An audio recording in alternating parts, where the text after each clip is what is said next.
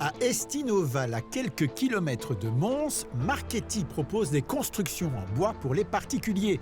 Créé en 1994 comme entreprise de carrelage, son actuel patron Sébastien l'a orienté en 2006 vers la construction de maisons passives à ossature bois avant de prendre un nouveau virage. En 2022, j'ai vraiment fait le pas de décider d'aller vers le modulaire. Et puis voilà, depuis 2022, on y est. On est presque une start-up, mais qui a démarré en 1994.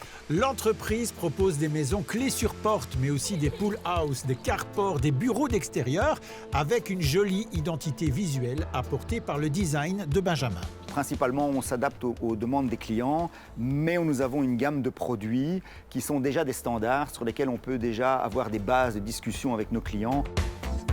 C'est exactement ce qui s'est passé pour la maison modulaire de Sylvie, une jeune retraitée qui a flashé sur un des modèles qu'elle a fait adapter pour installer cette petite maison de presque 50 mètres carrés dans une partie de son ancien jardin. Une maison installée en une journée puisqu'elle est sortie entièrement terminée des ateliers Marchetti.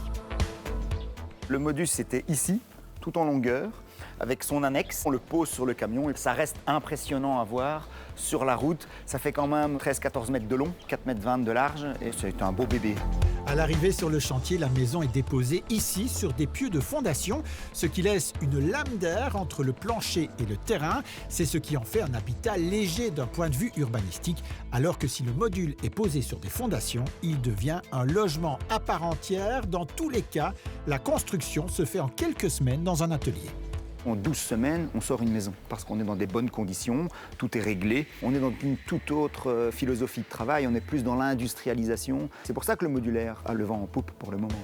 Ces mini-maisons modulaires permettent aussi d'accéder à un logement neuf et performant en termes d'efficacité énergétique pour un coût raisonnable, autour de 180 000 € pour la maison de Sylvie. À l'atelier, une petite équipe de charpentiers et de menuisiers s'active pour réaliser les ossatures, monter les charpentes, isoler, barder les murs, avec toujours le souci d'une certaine robustesse puisque la maison, au final, devrait être accrochée à une grue. Ça, c'était spectaculaire. J'avais prévenu des amis, donc ils sont venus voir. Et puis toute la rue a débarqué pour voir la descente de la maison. C'était top.